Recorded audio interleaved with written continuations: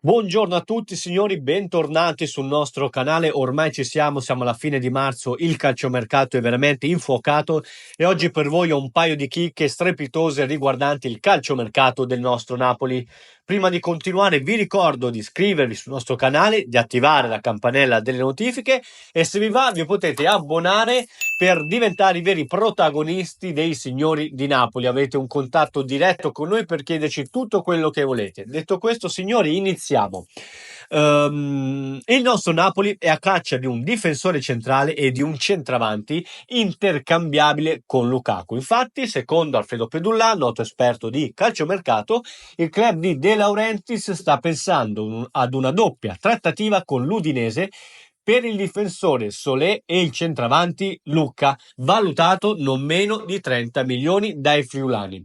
L'Udinese, come il Salisburgo, non sembra orientato a fare sconti e punta a incassare, infatti, signori, da una sua eventuale cessione una cifra intorno ai 20 milioni di euro. I contatti sono già partiti con i due club che stanno parlando da tempo, sia quindi per quanto riguarda Solé, ma anche per quanto riguarda Lucca.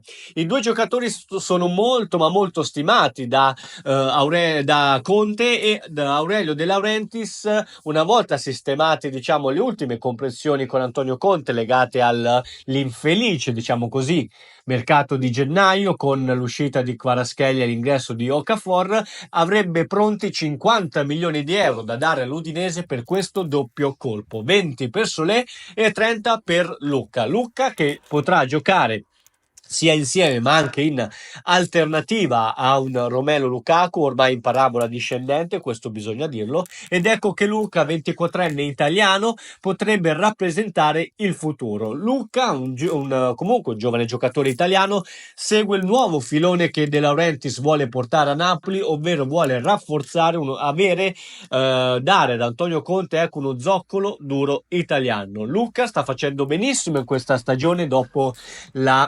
l'infelice esperienza in Olanda all'Ajax e quindi pronto a un salto in un grande club come il nostro Napoli. Su Lucca c'è forte la concorrenza della Roma di Claudio Ranieri, che la prossima estate compirà una profonda rivoluzione della società, della squadra della capitale, e quindi i contatti si sono intensificati nelle ultime ore con l'obiettivo di farsi trovare in pole position per riuscire a strappare Lucca dall'Udinese. Quindi signori, ci siamo.